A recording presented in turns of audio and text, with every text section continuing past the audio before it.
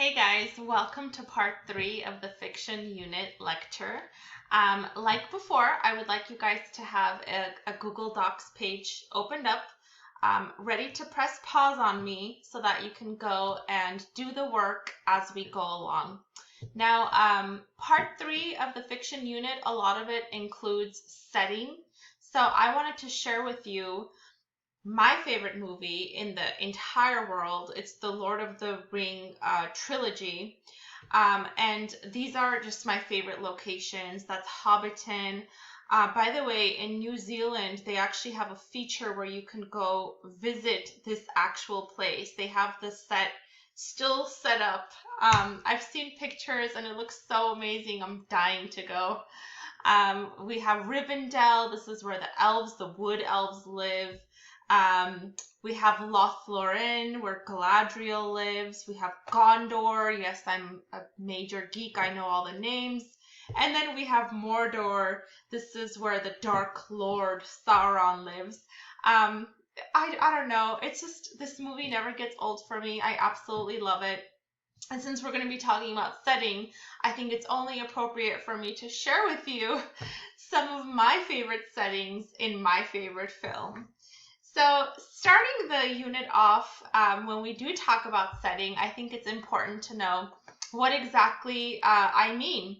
So setting literally means time and place. But what's interesting about setting is it doesn't have to be a physical location. It can also be a location in your mind. So it could also be like a psychological, spiritual state. For example, there was an episode of Felicity. I watch everything. There was an episode of Felicity where the entire show took place in her mind, and it's like she was trapped in her mind. Classic example of setting, but not your conventional setting. It's actually just, a psychological, it was a state of mind that was representative of the setting in that particular episode. I put a YouTube link. I really want you guys to press pause on me and watch this link. This is the part in the Titanic when they're pulling out from the dock and saying goodbye to everyone on shore. If only they knew what was coming and they could have gotten off of that damn boat. I thought it would be such a good example because honestly, I think that Titanic is such a wonderful representation of setting because the entire film takes place on a boat, which is fascinating. So the main reason why I put the Titanic poster here is simply for the reason that setting doesn't have to be such a grand location. Like I gave you the example of Lord of the Rings that has so many different settings. It can even just be one place that is the focus of the story. So our first activity, I'm going to ask you to press pause and answer this question.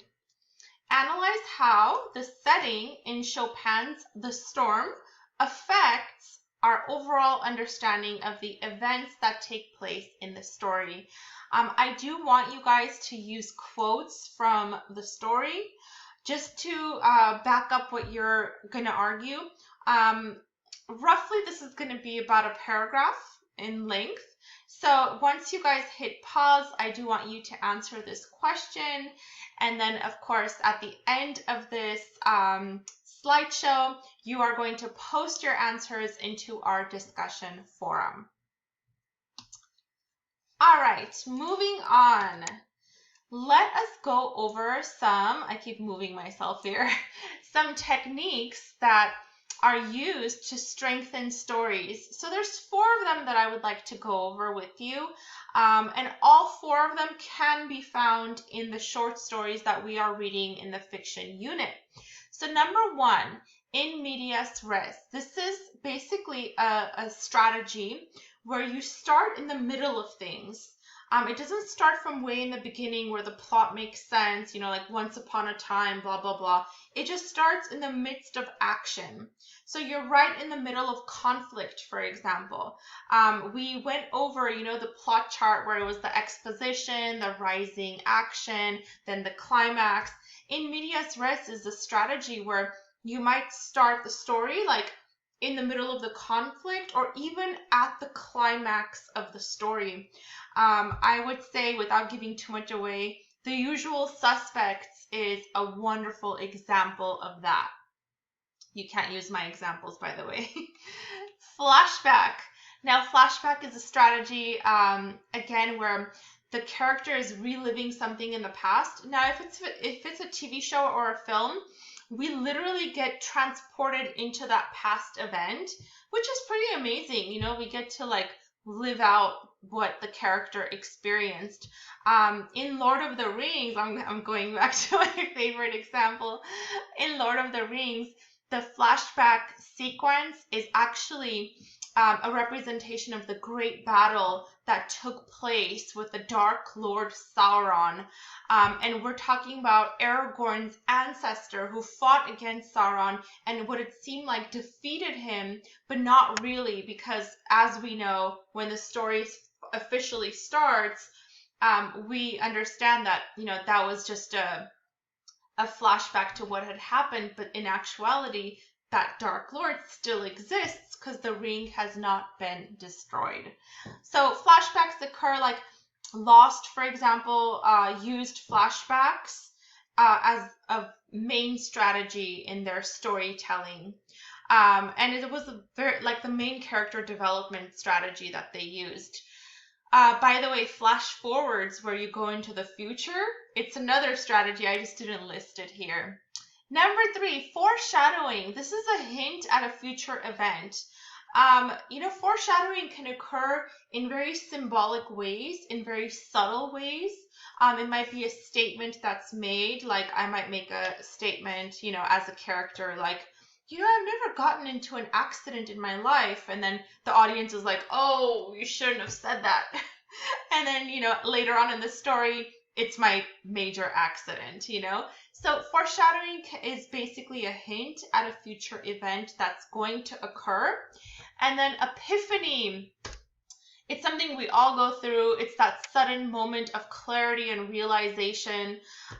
This happened to me in math class when suddenly the formula made sense.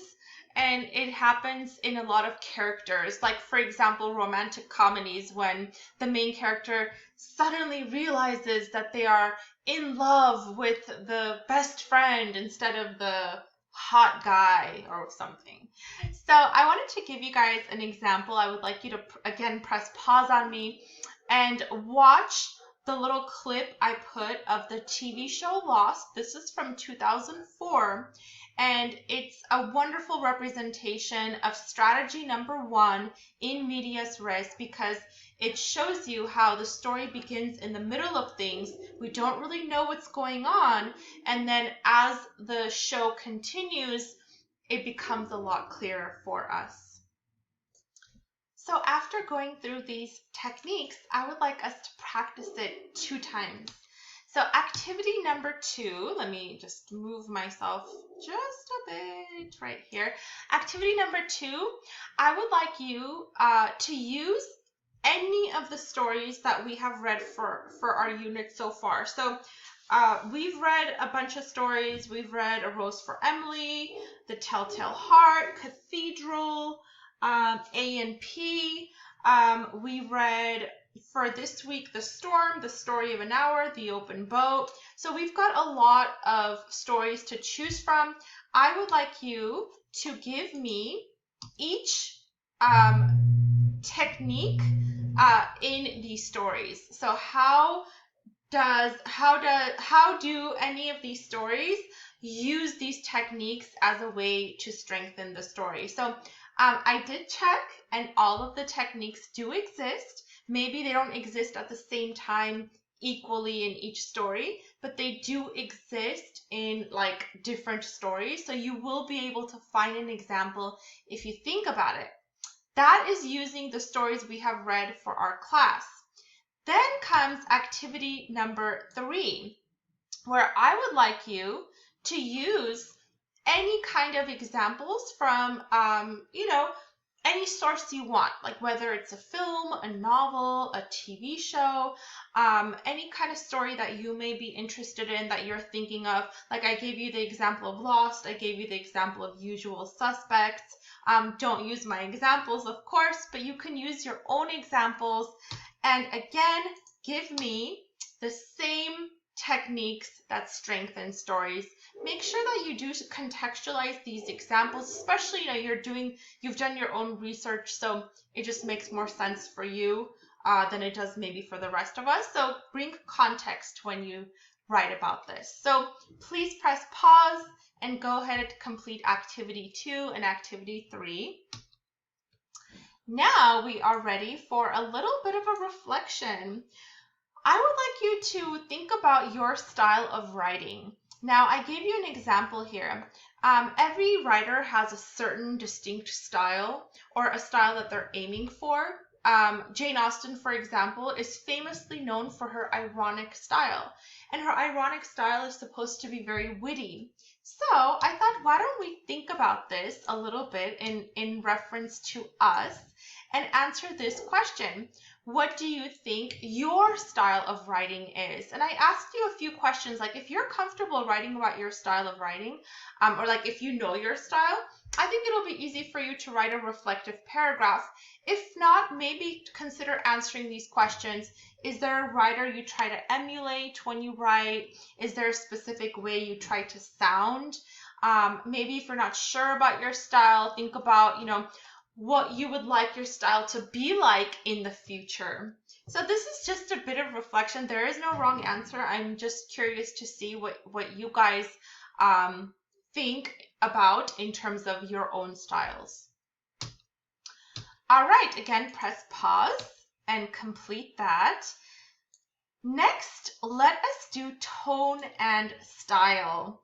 Now, tone is supposed to be the mood, the attitude in a story, whether that tone is eerie or that tone is joyful. And then the style that I just went over is a distinctive way that the author uses language. Now, there's 2 ways that style can be developed. Through diction, which is the word choice, so the use of specific vocabulary that's supposed to give off a certain feeling, when the reader is reading the story.